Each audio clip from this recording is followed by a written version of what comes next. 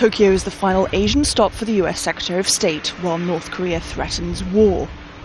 Japan is 1,000 kilometers away and within range of a missile Pyongyang says it will use if it's provoked.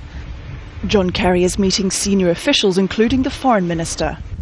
It's very important that China, Japan, South Korea and the US are all seen to be singing from the same hymn sheet, if you like. And also I think it's important if a missile were to fly over Japanese airspace, which I personally think is unlikely, but if it were to occur, then there would need to be coordination between the US forces in Tokyo or in Japan more generally and also the Japanese forces.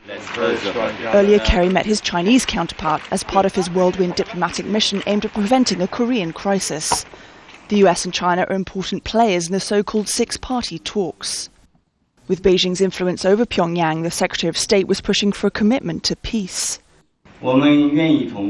China will work with other relevant parties, including the United States, to play a constructive role in promoting the six-party talks and to advance the implementation of the goals set out in the 19th of September joint statement of 2005.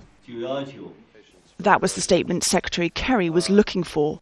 There's no question in my mind that China is very serious about denuclearizing. Today they made an unprecedented joint statement. They don't usually do that. Today the state counselor sat with me and he joined in making a statement and sending the same message. But despite public commitments from China, in Pyongyang there is little sign of denuclearization. Instead, there's talk of war. On Saturday, crowds prepared for the birthday of the country's founder, Kim Il-sung. He led North Korea to war in 1950. Now his grandson is threatening another. Many international observers believe the North is preparing to conduct another missile test. With that in mind, the head of NATO was also on a high-profile visit, this time to the demilitarized zone between the two Koreas. He strongly condemned Kim Jong-un's recent threats of war and called for restraint that so far has been in short supply. Malone, Al Jazeera.